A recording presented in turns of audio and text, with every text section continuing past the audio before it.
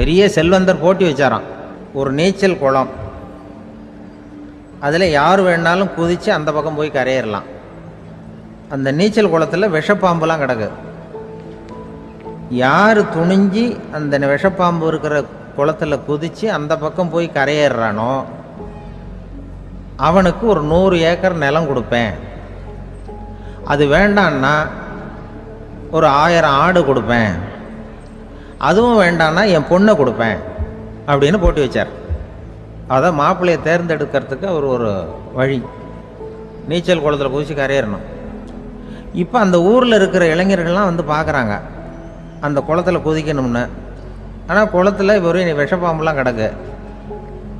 இது என்ன பண்ணுறதுன்னு பார்த்தா யாருமே குதிக்கிறதுக்கு தைரியம் வரல. திடீர்னு ஒருத்தன் துணிஞ்சு குதித்தான், படபடப்படன்னு அடிச்சுட்டு போய் அந்த பக்கம் கரையேறிட்டான். கரையேறின உடனே பரவாயில்லையே ஒரு ஆள் வந்துட்டான்னு சொல்லி அவனை அந்த இளைஞனை போய் பிடிச்சிட்டு வந்தாங்க.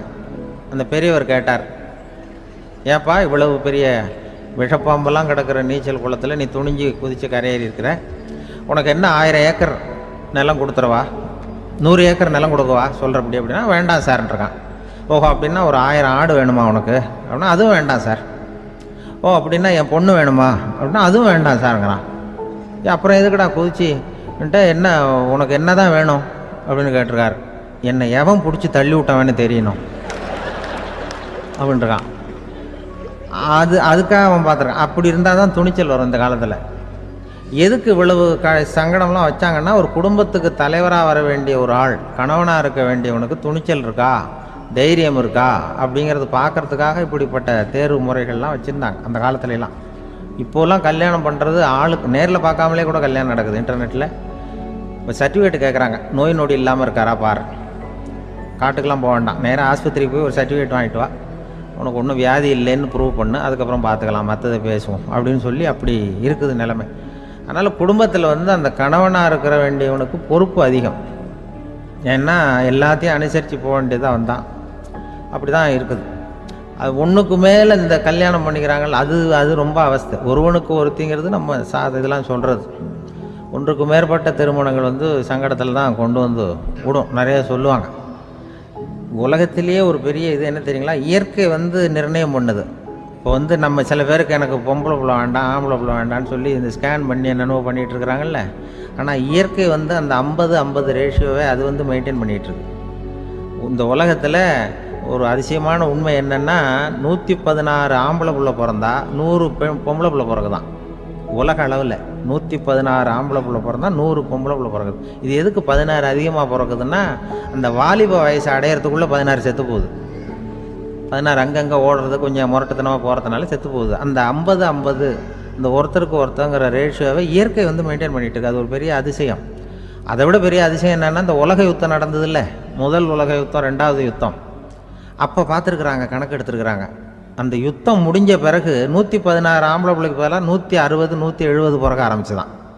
100 பெண் குழந்தைக்கு 170 180 ஆண் குழந்தை. இது எதுக்குன்னா, அந்த போரில் செத்து போகுதில்ல ஆம்பளை பிள்ளைகள், அதை ஈடுகட்டுறதுக்காக அதிகமாக பிறக்க ஆரம்பிச்சிருக்கு. அந்த அளவுக்கு வந்து இயற்கை வந்து ஒரு பெரிய ரேஷியோவை மெயின்டைன் பண்ணுது. அதாவது ஒருவனுக்கு ஒருத்திங்கிறத அது சொல்லிகிட்டு இருக்கு. புறாவெல்லாம் வளர்த்திங்கன்னா, நான் கூட புறா வளர்த்துருக்குறேன் ஊரில். புறா வளர்த்திங்கன்னா ஒரு தடவைக்கு 2 முட்டை தான் விடும் ஒரு வீட்டுக்கு. அந்த 2 முட்டையும் குஞ்சு பறிச்சுன்னா அதில் ஒன்று வந்து ஆணாக இருக்கும், ஒன்று பொண்ணாக இருக்கும். அது எந்த முட்டை ஆண் எந்த முட்டை பெண்ணுங்கிறத இயற்கை நிர்ணயம் பண்ணுது. அதை வந்து நம்ம மாற்றவே முடியாது. ரெண்டையும் அந்த பெண்ணாவோ 2 ஆணாவோ மாற்ற முடியாது நம்ம.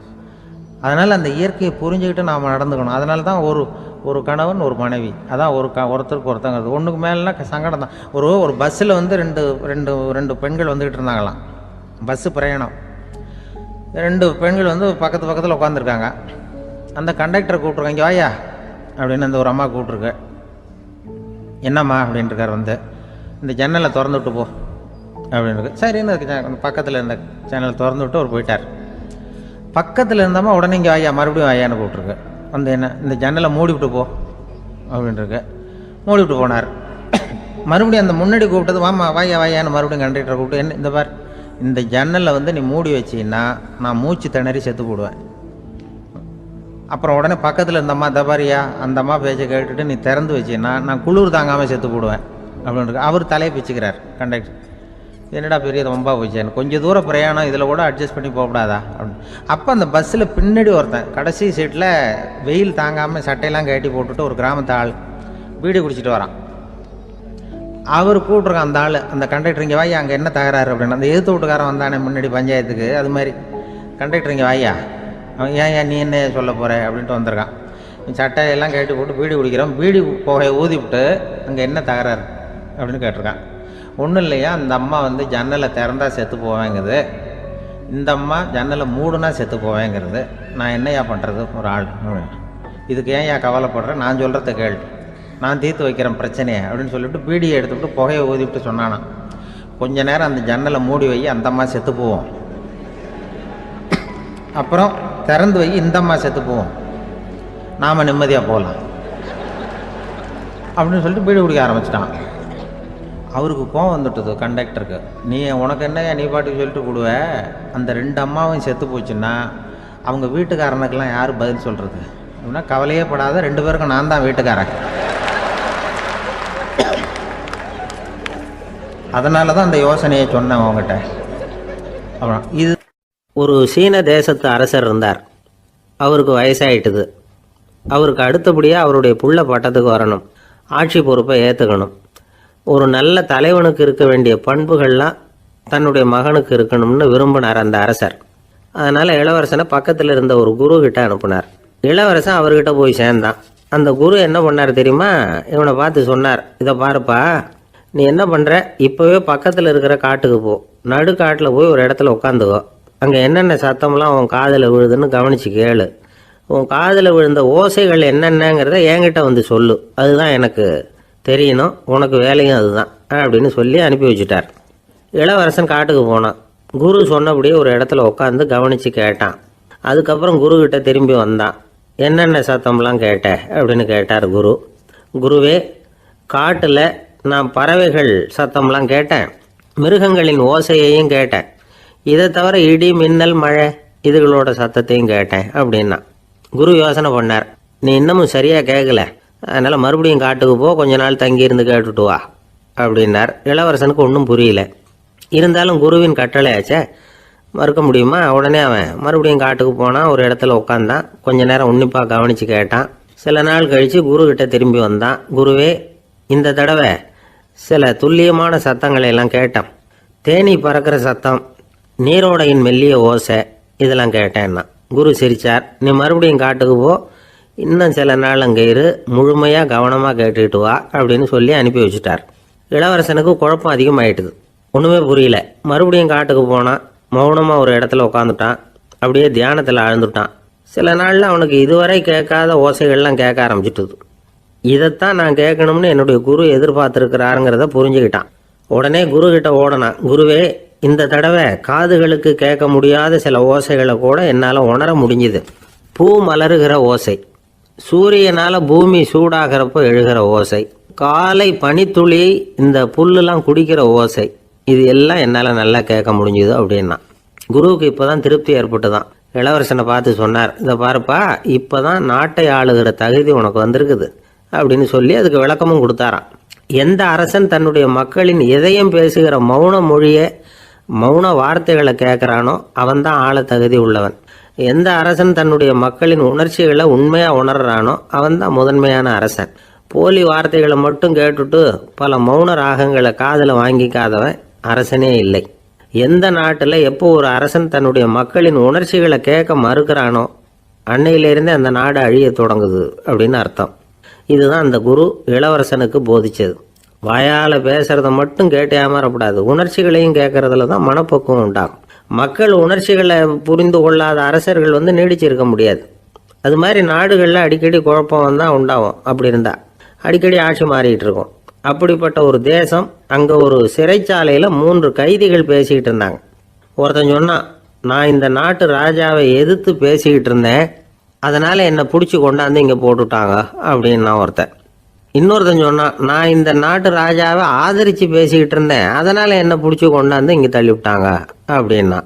அது சரி, நீ என்ன தப்பு பண்ண அப்படின்னு சொல்லி 3வது ஆளை பார்த்து இவங்க கேட்டாங்க. அதுக்கு அந்த ஆள் சொல்கிறான், நான் தான் இந்த நாட்டு ராஜா அப்படின்னா. ஒரு ஊரில் ஒரு ஞானி இருக்கிறார், ரொம்ப பெரிய ஞானி, ரொம்ப வயசாயிட்டுது. கடைசி காலத்தில் அவர்கிட்ட சில பேர் வந்தாங்க. உங்கள் குரு யார் அப்படின்னு கேட்டாங்க. அவர் நிமிர்ந்து பார்த்தார். எனக்கு ஆயிரக்கணக்கான குருமார்கள் உண்டு, அவங்க பேரெல்லாம் சொல்லணும்னா இந்த காலம் பத்தாது. ஆனால் முக்கியமான ஒரு 3 பேரை பற்றி மட்டும் உங்களுக்கு சொல்கிறேன் அப்படின்னாராம். அப்புறம் சொன்னார், அந்த 3 பேரில் ஒருத்தன் ஒரு திருடன். ஒரு சமயம் ஒரு பாலைவனம் வழியாக நான் போய்கிட்டு இருந்தேன். அப்போது வழி தவறி போய் ஒரு கிராமத்துக்கு போயிட்டேன். அது இருட்டு நேரம், நடு ராத்திரி, ஊரே உறங்கி போச்சு. அந்த நேரத்தில் ஒரு ஆள் மட்டும் ஒரு வீட்டு சுவத்தில் ஏதோ பண்ணி உள்ளே நுழையிறதுக்கு முயற்சி பண்ணிகிட்டு இருக்கிறான். அவங்கிட்ட போய் நான் இன்னைக்கு இங்கே எங்கே தங்க முடியும் அப்படின்னு கேட்டேன். அதுக்கு அவன், இந்த ராத்திரி வேளையில் அது ரொம்ப சிரமம், ஒரு திருடனோட உங்களால் தங்க முடியும்னா நீங்கள் என்னோட தங்கலாம் அப்படின்னா. நான் அவங்க கூட 1 மாதம் தங்கியிருந்தேன். ஒவ்வொரு நாள் ராத்திரியும் இப்போ நான் என்னுடைய வேலைக்கு போகிறேன், நீங்கள் ஓய்வு எடுத்துக்கோங்க அப்படின்னு சொல்லிவிட்டு போவான். அவன் திரும்பி வந்த உடனே உனக்கு ஏதாவது கிடைச்சிதான்னு நான் கேட்பேன். அதுக்கு அவன், இன்னைக்கு ராத்திரி ஒன்றும் இல்லை, நாளைக்கு மறுபடியும் முயற்சி பண்ணுவேன் அப்படின்பா. எப்பவும் அவன் நம்பிக்கை இழந்ததே கிடையாது, எப்பவும் சந்தோஷமாகவே இருப்பான். நானும் ரொம்ப காலமாக தியானம் பண்ணிக்கிட்டே இருந்தேன், ஒன்றுமே நடக்கலை. ஆனால் நான் என்ன பண்ணேன் தெரியுமா, மனசு வருத்தப்படும், நம்பிக்கை இழந்துருவேன். அப்போல்லாம் அந்த திருடனுடைய விடாமுயற்சி தான் ஞாபகத்துக்கு வரும். அதனால் அந்த திருடன் எனக்கு ஒரு குரு. என்னுடைய 2வது குரு யாருன்னா அது ஒரு நாய். இது எப்படின்னா, ஒரு சமயம் எனக்கு ரொம்ப தாகமாக இருந்தது. ஒரு நதியை நோக்கி போயிட்டு இருந்தேன். அப்போ ஒரு நாயும் வந்தது. அதுக்கும் தாகம். ஓடி வந்து ஆற்றை பார்த்தது. அதோட நிழல் வந்து ஆற்றுல தெரிஞ்சது. அதை பார்த்ததும் பயந்துட்டுது. அதாவது அது தன்னுடைய சொந்த உருவத்தையே கண்டு பயந்தது. அதை பார்த்து குறைக்குது, திரும்பி ஓடிச்சு. ஆனால் அதுக்கு தாகம் அதிகமாக இருந்ததுனால அது மறுபடியும் திரும்பி வந்தது. பார்த்தா மறுபடியும் தண்ணியில் நாயோட உருவம் தெரியுது. இப்படி சில தடவை பண்ணிச்சு. இருந்தாலும் கடைசியில் தண்ணியில் குதிச்சுட்டுது துணிஞ்சி. இப்படி குதித்த உடனே அதோட உருவமும் மறைஞ்சுட்டுது. இதை பார்த்தேன். நான் என்ன புரிஞ்சுக்கிட்டேன்னா, எவ்வளவுதான் பயம் இருந்தால் கூட ஒருத்தன் தைரியமாக காரியத்தில் இறங்கணும் அப்படிங்கிறத புரிஞ்சுக்கிட்டேன். இந்த போதனை அந்த நாய்கிட்ட இருந்து எனக்கு கிடைச்சிது. இது ஒன்று. அடுத்தது என்னுடைய 3வது குரு யாருன்னா அது ஒரு சின்ன குழந்தை. நான் ஒரு சமயம் ஒரு நகரத்துக்கு போனேன். அங்கே ஒரு குழந்தை எரிகிற மெழுகுவத்தி ஒன்று எடுத்துக்கிட்டு வந்தது. நான் அந்த குழந்தைய பார்த்து வேடிக்கையாக கேட்டேன், ஏன் பாப்பா இந்த மெழுகுவத்தியை நீயாவே கொளுத்துனியா அப்படின்னு கேட்டேன். ஆமான்னுது அந்த குழந்தை. சரி, இந்த மெழுகுவத்தி முன்னாடி எரியாமல் இருந்தது, இப்போ எரியுது. இந்த மெழுகுவத்திக்கு வெளிச்சம் எங்கேருந்து வந்தது, அதை எனக்கு காட்ட முடியுமா அப்படின்னு கேட்டேன் அந்த குழந்தைகிட்ட. இதுக்கு அந்த குழந்தை சிரிச்சுக்கிட்டு அந்த மெழுகுவத்தியை ஊதி அணைச்சுட்டுது. அதுக்கப்புறம் என்னை பார்த்து கேட்டுது, இப்போ இந்த மெழுகுவத்தியின் வெளிச்சம் போனதை பார்த்தீங்க இல்லையா, அது எங்கே போச்சுன்னு எனக்கு சொல்லுங்க அப்படின்னுது. அந்த குழந்தை இப்படி கேட்டதும் என்கிட்ட இருந்த ஆணவம் அழிஞ்சுட்டுது. நான் படித்ததெல்லாம் அந்த வினாடியில் சுக்கு நூறாக போயிட்டுது. என்னுடைய முட்டாள்தனத்தை நான் உணர்ந்தேன் அப்படின்னு இவ்வளவும் அந்த ஞானி விவரமாக சொன்னாராம். அதனால் நாம் இன்னார்கிட்டே இருந்து தான் இதை கற்றுக்கணுங்கிறது இல்லை, யாருக்கிட்டே இருந்தும் எதையும் கற்றுக்கலாம்.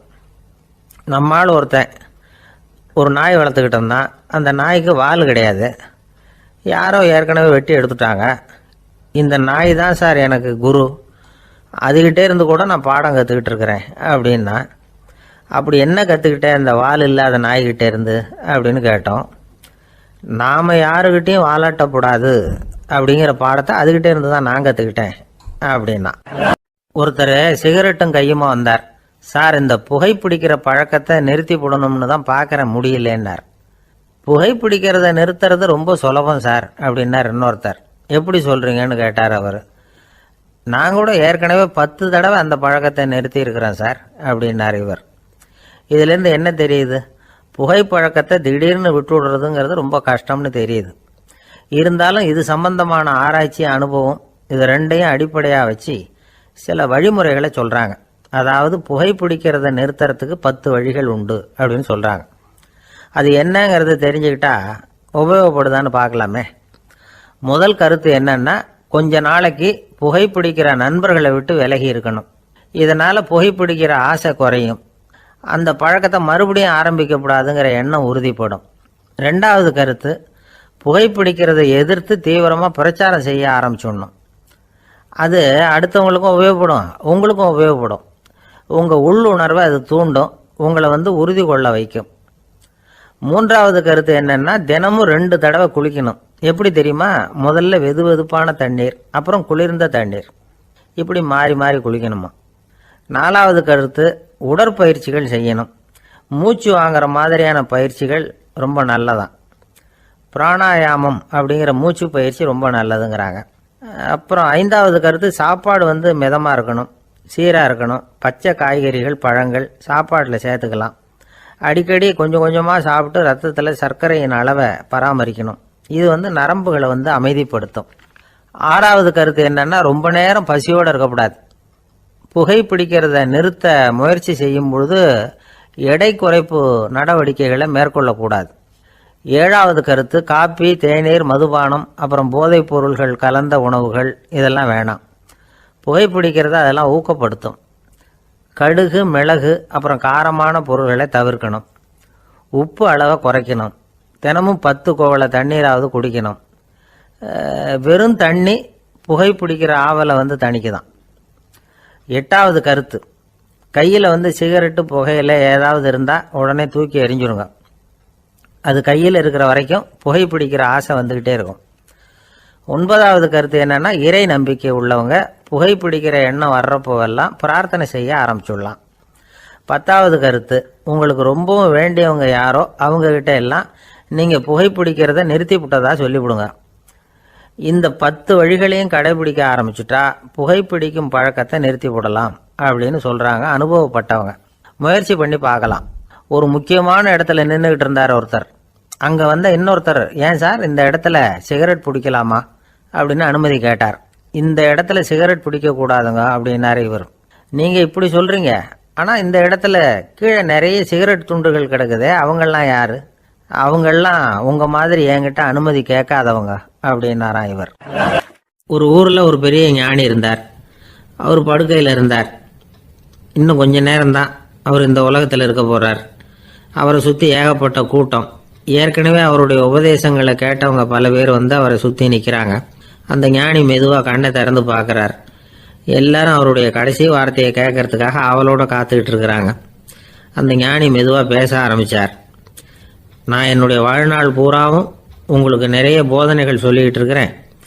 பேரானந்தம், மகிழ்ச்சி, தியானத்தன்மை இதை பற்றியெல்லாம் சொல்லியிருக்கிறேன்.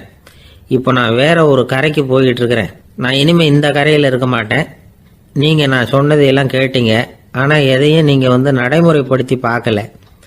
எல்லாம் கேட்டதோடு சரி, அதோட விட்டுவிட்டீங்க. அப்புறம் அதை தள்ளி போட்டுக்கிட்டே வந்துட்டீங்க. மேலும் அதை தள்ளி போடுறதுல எந்த பிரயோஜனமும் கிடையாது. இப்போ நான் போய்கிட்டு இருக்கிறேன். உங்களில் யாராவது என்னோட வர்றதுக்கு தயாரா அப்படின்னு கேட்டார். அவ்வளவுதான். யாரும் வாயை திறக்கல. ஒரே மௌனம், சத்தமே இல்லை. ஒருத்தர் பார்த்துக்கிட்டே நிற்கிறாங்க. அந்த கூட்டத்தில் ஒரு ஆள் அந்த ஞானி கூடவே 40 வருஷத்துக்கு மேலே இருந்திருக்கிறான். அவனும் வாயை திறக்காமல் இன்னொருத்தன் முகத்தை பார்த்துக்கிட்டே நிற்கிறான். இந்த சமயத்தில் பின்னாடி நின்றுக்கிட்டு இருந்த ஒருத்தன் கையை தூக்கினான். ஞானி அவனை பார்த்தார். சரி, ஒருத்தனுக்காவது நம்மோட வர்றதுக்கு தைரியம் இருக்குது அப்படின்னு நினச்சார். ஆனால் அந்த ஆள் என்ன சொன்னான் தெரியுமா? ஐயா, நீங்கள் கேட்குறப்போ நான் உடனே எழுந்திருக்கல, கையை மட்டும்தான் தூக்கினேன்.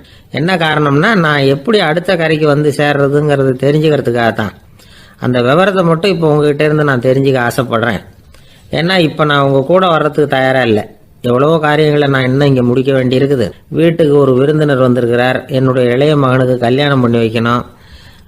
அதனால் இன்றைக்கி உங்கள் கூட வர முடியாது. அது மட்டும் இல்லை, இப்போ உங்கள் கூட அடுத்த கரைக்கு வந்தால் திரும்பி வர முடியாதுன்னு வேறு சொல்கிறீங்க. அதனால் இப்போ நான் வரல. இன்னொரு நாள் நிச்சயமாக நான் வர்றேங்க, உங்களை சந்திக்கிறேன். அதனால் இப்போ நீங்கள் இன்னொரு தடவை எங்களுக்கு விளக்கமாக சொல்லணும். ஏற்கனவே பல தடவை சொல்லியிருக்கிறீங்க. தயவு பண்ணி இப்போ ஒரு தடவை சொன்னீங்கன்னா சௌரியமாக இருக்கும். அந்த அடுத்த கரையை அடையிறது எப்படி? இப்போ ஒரு தடவை அதை விளக்கமாக சொல்லிட்டீங்கன்னா நல்லா ஞாபகப்படுத்திக்குவேன். அது சரியான சமயம் வர்றப்போ இது எனக்கு உதவியாக இருக்கும் அப்படின்னு நானா. ஆனால் உண்மை என்ன தெரியுமா? அந்த சரியான சமயம் வரவே இல்லை அப்படிங்கிறது தான் உண்மை. இப்படி அந்த கதை முடியும். இந்த கதை அந்த ஒரு ஆளுக்கு மட்டும் இல்லை, கிட்டத்தட்ட எல்லாருக்குமே அது பொருந்தும் அப்படிங்கிறாங்க விவரம் தெரிஞ்சவங்க. எல்லாருமே அந்த சரியான தருணத்துக்காக தான் காத்துக்கிட்டு இருக்கிறாங்களாம். அதுக்காக ஜோசியம் பார்க்குறாங்க, கைரேகை பார்க்குறாங்க, நாளைக்கு என்ன நடக்குங்கிற ஆவலில் எல்லாரும் காத்துக்கிட்டு இருக்கிறாங்க. ஆனால் அந்த ஒரு நாள் ஒருபோதும் வரப்போகிறதில்ல. நீங்கள் தள்ளி போடுறதுக்காக பல அர்த்தமில்லாத காரணங்களை தேடுறீங்க அப்படிங்கிறார் ஒரு ஞானி. காத்திருக்கிறதுலேயே நம்ம காலம் ஓடி போயிடுது. ஏன்னா இன்னைக்கு நாம் சிந்திக்கிறது நாளைக்கு நாம் சிந்திக்கிறது இல்லை. ஒவ்வொரு நாளும் ஒவ்வொரு மாதிரி போயிடுது. நாளைக்கு மறுநாளை பற்றியே சிந்திக்கிறோம். இப்படியே அது பாட்டுக்கு போயிடும். கரையை தொட்டு பார்க்குறது எப்போ, இதுதான் கேள்வி. நமக்கு வேண்டியப்பட்ட ஒருத்தர் ஒரு ரயில்வே பிளாட்ஃபாரத்தில் நின்றுட்டு இருக்கிறார். அங்கே இருக்கிறவங்க கிட்ட கேட்குறாராம், விசாரிக்கிறார்.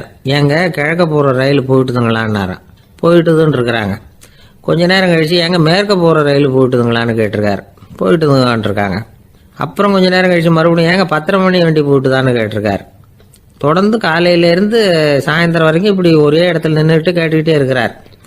இதை பார்த்துக்கிட்டு இருந்த ஒருத்தர் அவர்கிட்ட வந்து, ஏங்க நீங்கள் எங்கே போகணும் அப்படின்னு கேட்டாராம். இவர் மெதுவாக சொன்னாராம், இந்த ரயில்வே லைனை தாண்டி அந்த பக்கம் போகணும் அப்படின்னாராம். இந்த உலகத்தில் எவ்வளவோ உயிரினங்கள் இருக்குது. ஒவ்வொன்றும் ஒவ்வொரு விதமாக சண்டை போடுது. இப்போ 2 மாடு சண்டை போட்டுக்குதுன்னு வச்சுங்க, என்ன பண்ணும்? 2 முட்டிக்கும். அதுக்கு சண்டை போடுறதுக்கு ஆயுதமாக உபயோகப்படுறது அதோட கொம்பு. 2 சேவல் சண்டை போட்டுக்குதுன்னு வச்சுங்க, அதுக்கு ஆயுதமாக உபயோகப்படுறது அதோட கால் நகம். காலால் தான் அது ஒன்றோட ஒன்று சண்டை போட்டுக்கும். ஆனால் 2 மனுஷன் சண்டை போட்டுக்கிறான்னு வச்சுங்க, இவன் இன்னதை தான் ஆயுதமாக உபயோகப்படுத்துவான்னு குறிப்பிட்டு சொல்ல முடியாது. கல்லை எடுப்பான், கத்தி எடுப்பான், துப்பாக்கி எடுப்பான், என்ன வேணாலும் பண்ணுவான். வாயால் திட்டுவான், கையால் அடிப்பான், காலால் உதைப்பான், சகலகலா வல்லவன். விலங்குகள்லாம் பொதுவாக வாயை சாப்பிட்றதுக்கு மட்டும்தான் உபயோகப்படுத்துது. ஆனால் இவனுக்கு சாப்பிட்றதுக்கும் அதுதான், சாப்பிட்டு விட்டு திட்டுறதுக்கும் அதுதான். ஆனால் ஒரு விஷயத்தில் மட்டும் கெட்டிக்கிறேன். அதாவது நாம் சண்டை போட்டுக்கிட்டாலும் பரவாயில்லை, கோழிகள் சண்டை போடாமல் இருக்கணும் அப்படின்னு ஆசைப்படுறான். எதுக்காக? கோழிகள் சண்டை போடாமல் இருந்தால் நிறைய முட்டைகள் போடுமா, அதுக்காக தான் இந்த அக்கறை. கோழி பண்ணை வச்சிருக்கிறவங்களுக்கு இது ஒரு பெரிய பிரச்சனை. அதாவது பண்ணையில் இருக்கிற கோழிகளுக்குள்ளே அடிக்கடி சண்டை வந்துடும்.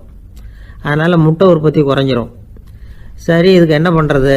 பண்ணையில் போய் உட்காந்துக்கிட்டு தினமும் பஞ்சாயத்து பேசிகிட்டு இருக்க முடியுமா? அமெரிக்காவில் கோழி பண்ணை வச்சிருக்கிற ஒருத்தர் இதை பற்றி யோசனை பண்ணி பார்த்தாராம். ஒரு வழியையும் கண்டுபிடிச்சிருக்கார். கோழிக்கெல்லாம் மூக்கு கண்ணாடி மாட்டி விட்டுட்டோம்னா அது சண்டை போடுற குணம் குறைஞ்சிரும், முட்டை அதிகமாகிடும். அந்த கண்ணாடியில் உள்ள லென்ஸு சிவப்பு நிறத்தில் இருக்கணும், அவ்வளவுதான் அப்படின்னு அவர் கண்டுபிடிச்சாராம். இது ஏற்கனவே நடைமுறையில் கண்டுபிடிக்கப்பட்ட ஒரு விஷயம். ஆனால் எல்லா கோழிக்கும் சிவப்பு மூக்கு கண்ணாடி எப்படி மாட்டி விடுறது?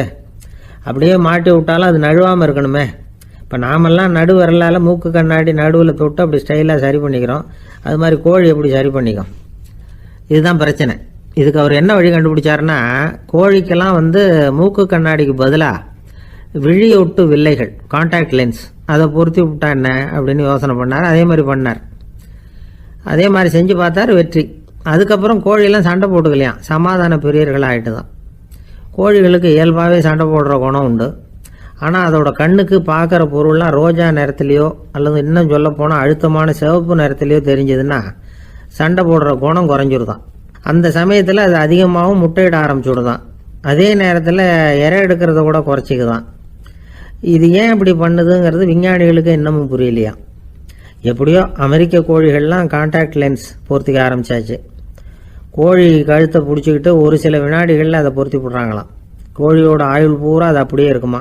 பண்ணையில் முட்டை உற்பத்தி குறைஞ்சா இது மாதிரி விஞ்ஞானபூர்வமாக பரிகாரம் தேடுறது தான் நல்லது. நமக்கு வேண்டியப்பட்ட ஒருத்தர், அவர் ஒரு கோழி பண்ணை வச்சுருந்தார். அந்த பண்ணையில் பாதி கோழி திடீர்னு செத்து போச்சு. உடனே ஒரு கால்நடை மருத்துவர்கிட்ட போக வேண்டியது தானே. அங்கே போகல. உள்ளூரில் மந்திரம் பண்ணிகிட்டு இருந்த ஒரு சாமியார்கிட்ட போனார். அவர் காலில் விழுந்தார். சாமி, என் பண்ணையில் பாதி கோழி செத்து போட்டுதுன்னார். சாமியார் யோசனை பண்ணார். சரி, பண்ணையில் வாசப்படி கிழக்கு பக்கமாக வச்சுருக்கியா மேற்கு பக்கமாக வச்சுருக்கியான்னு கேட்டார். கிழக்கு பக்கமாக இருக்குன்னார் அவர். அதுதான் தப்பு, மேற்கு பக்கமாக அதை மாற்று சரியாக போடும்னாராம். அதே போல் இவர் போய் மாற்றிவிட்டார். அப்பவும் பாதி செத்து போச்சு. மறுபடியும் சொன்னார், சாமி மறுபடியும் பாதி கோழி செத்து போட்டுதேன்னார். சரி, கூரை எப்படி போட்டிருக்க? ஓடு போட்டிருக்கியா இல்லை கீத்து போட்டிருக்கியான்னார். ஓடு போட்டிருக்கேன்னாராம் அவர். அதுதான் தப்பு, கீத்து போட்டுரும் சரியாக போடும்னாராம்.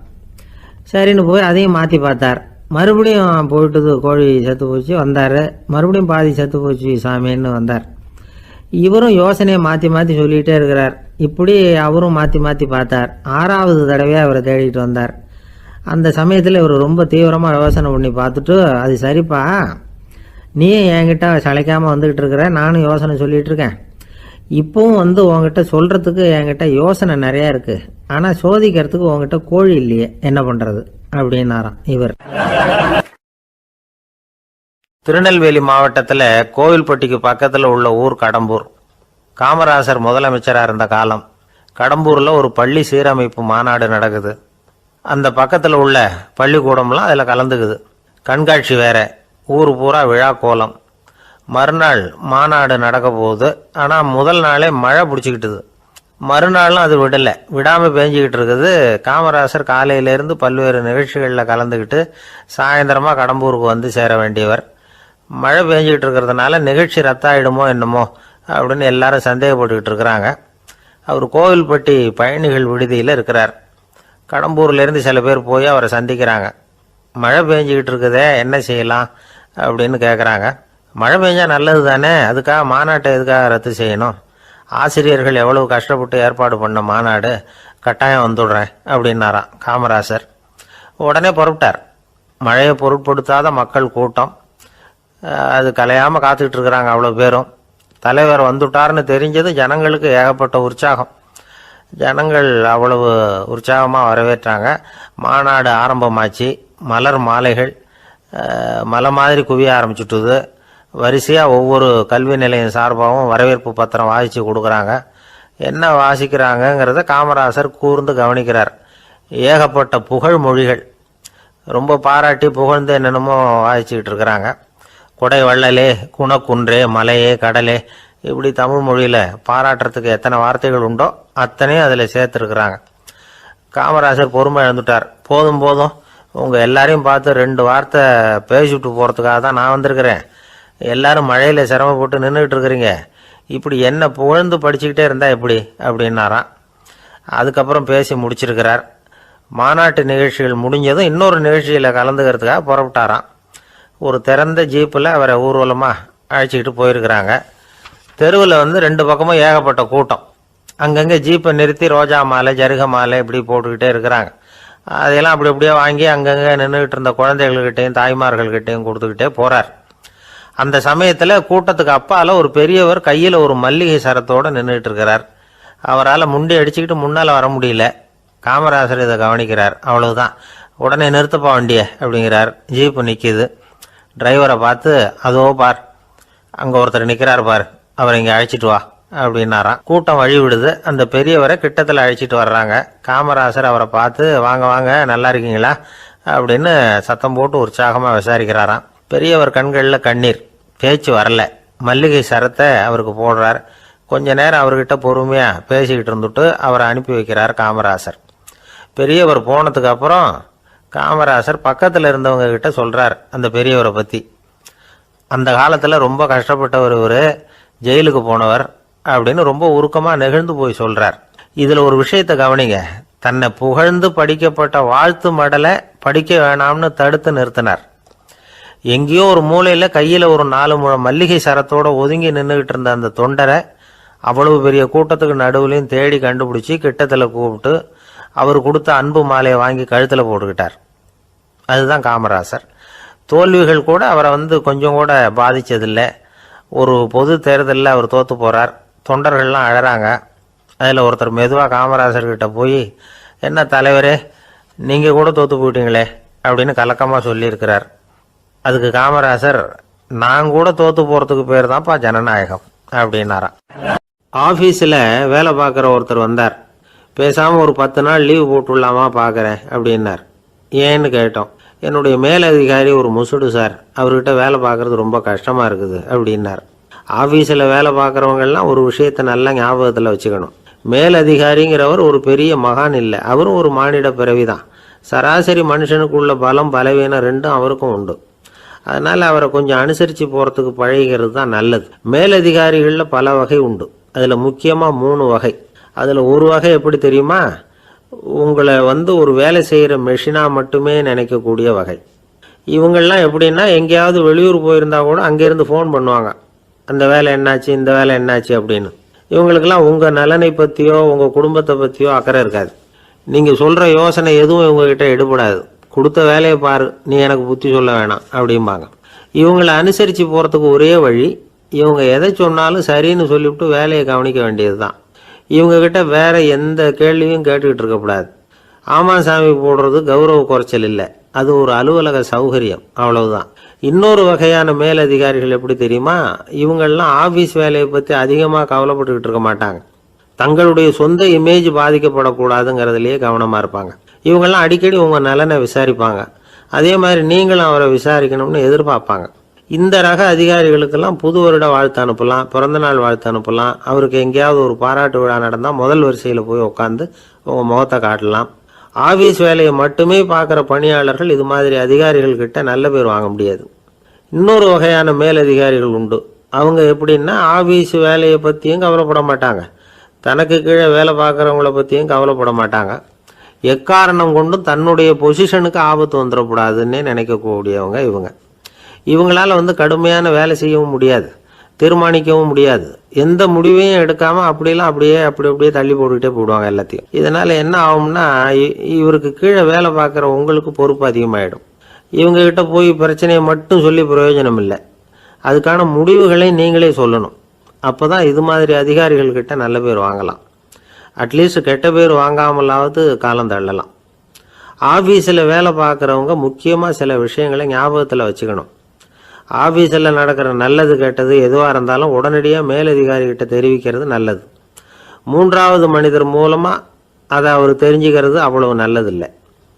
எந்த மேலதிகாரியுமே தான் இந்த சர்பாஸ் செய்யப்படுறத விரும்புறதில்லை. அதனால் அவருக்கு தெரியாமல் மேலிடத்துக்கு மணி எழுதி போடக்கூடாது. அப்படி எழுதி போடுறவங்க சில பேர் இருக்கிறாங்க. நீங்களும் உங்கள் மேலதிகாரியும் தொழில் ரீதியாக ஒரே படிப்பு படித்தவராக இருக்கலாம். அப்படி இருந்ததுன்னா அட்ஜஸ்ட் பண்ணி போகிறது கொஞ்சம் கஷ்டம்தான். இதை மனசில் வச்சுக்கிட்டு நடந்துக்கணும். உங்களுக்கும் அவருக்கும் அபிப்பிராய பேதமா, அது அவருக்கும் உங்களுக்கும் உள்ள தனிப்பட்ட பிரச்சனை, அதை விளம்பரப்படுத்திக்கிட்டு இருக்கக்கூடாது. அது அவருடைய கோபத்தை கிளறும். உங்கள் மேலதிகாரி உங்கள் கூட படித்தவராக இருக்கலாம், அதுக்காக அவரை எல்லாருக்கும் முன்னாடி அடைய கிச்சாமி எப்படிடா இருக்க அப்படின்லாம் கேட்டுக்கிட்டு இருக்கக்கூடாது. பொதுவாக யாரும் அதை விரும்புறதில்லை.